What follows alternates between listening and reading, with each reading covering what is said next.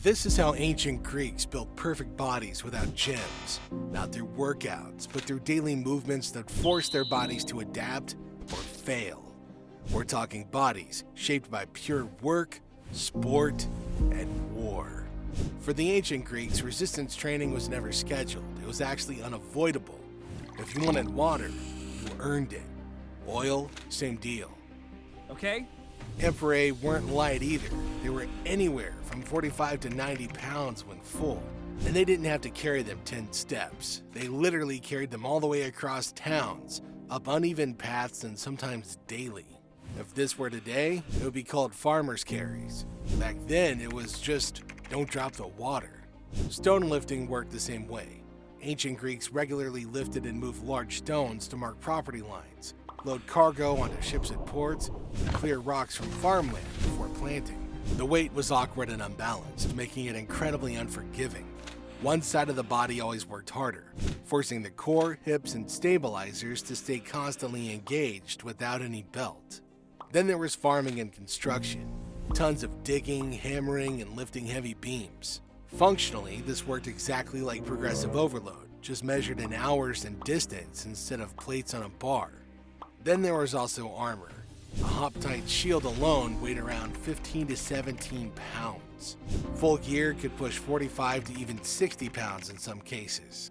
And all of this was worn whether marching, training, or standing guard for extended periods of time without compromise.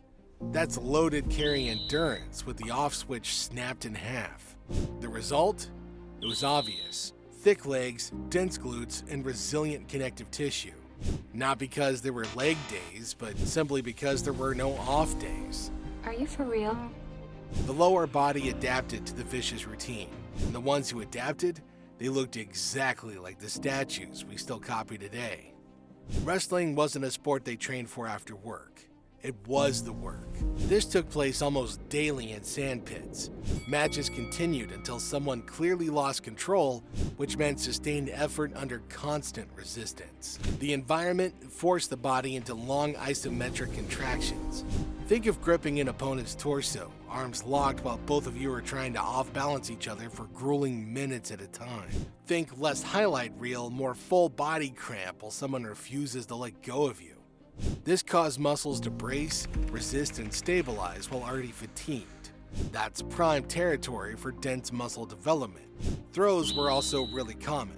Lifting and redirecting another adult's body weight meant heavy eccentric loading, especially through the back, hips, and arms. Every failed throw still demanded force, which piled up volume.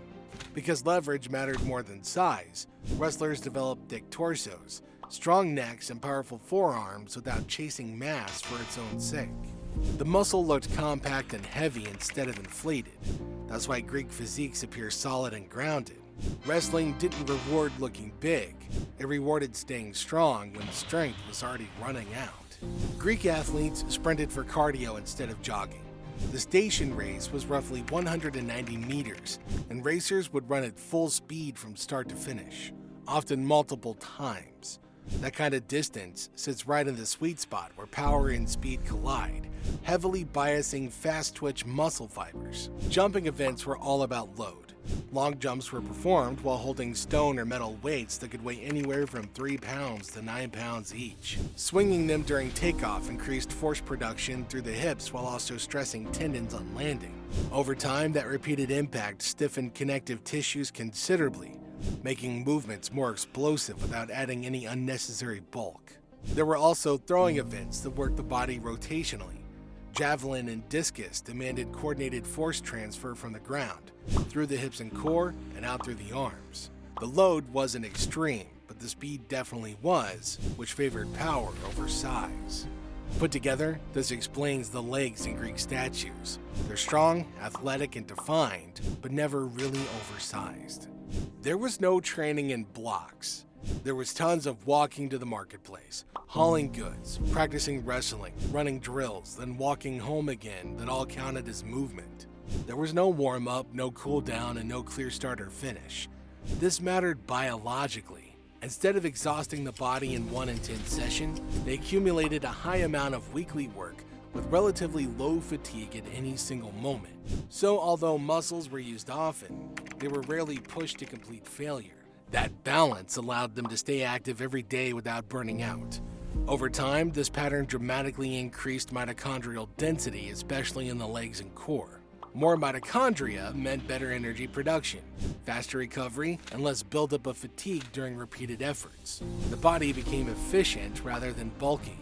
And because movement never stopped, calories were constantly being used, but stress stayed relatively low. That's why Greek physiques look lean but not depleted. They weren't peaking for a photo shoot, they were adapting for life. The result was bodies that could perform year-round, recover quickly, and handle long days of physical demand without needing planned rest days. One of the most critical parts was the diet. Since there weren't any meal plans, they just ate what was available. Meat, fish, cheese, olives, figs, and barley made up most of the diet, but timing was inconsistent. Some days had large meals, others had very little, especially outside of festivals or harvest periods. That irregularity actually turned out to be useful. Protein intake was naturally spread across the day instead of packed into a single sitting. Combining that with constant movement supported muscle repair without pushing calories excessively high. Periods of mild food scarcity also kept insulin exposure relatively low. Without frequent spikes, muscles stayed sensitive to nutrients, meaning more of what they ate was directed to repair rather than just storage. Hormonal signaling stayed efficient instead of blunted. This in no way means that they were permanently shredded, but they stayed lean enough to move well, recover fast, and work without breaking down. Body fat levels likely fluctuated across seasons, but they stayed lean enough to move well, work long hours, and recover quickly. Their physiques reflected consistency instead of optimization, which is exactly why they held up over time. Recovery for the ancient Greeks was equally random and built into how they lived. Unlike today, days followed sunlight, which naturally regulated sleep and hormone cycles. Waking up with the sun and resting after dark supported melatonin release, growth hormone pulses, and consistent nervous system energy without anyone tracking sleep scores. A big plus was that cold water baths were common, especially after training or competition. And these weren't done for trends, but for relief. Cold exposure reduced swelling, calmed the nervous system, and helped manage soreness when physical work was unavoidable the next day. The massage with oils served a similar role. Olive oil was considered practical more than cultural. They would rub muscles after training, improving circulation, reducing stiffness, and maintaining tissue quality when people were active every day. Just as important was the social environment. Training, eating, bathing, and resting were communal. Strong social bonds lower baseline stress hormones, which directly improves recovery and adaptation. Like a great gym buddy, their environment supported adaptation instead of constantly disrupting it. Now here's the thing. Modern fitness didn't appear out of nowhere. It inherited Greek ideas and refined them. Believe it or not, the gymnasium itself is a Greek invention. So is the idea that strength should serve movement and competition, not just appearance. Bodyweight first training came directly from Greek practice. Before external loads, athletes mastered control of their own mass. Calisthenics today follow the same logic. Strongman events mirror stone lifting and loaded carries. Wrestling, MMA, clinch work, and grappling mechanics are direct descendants of Pele.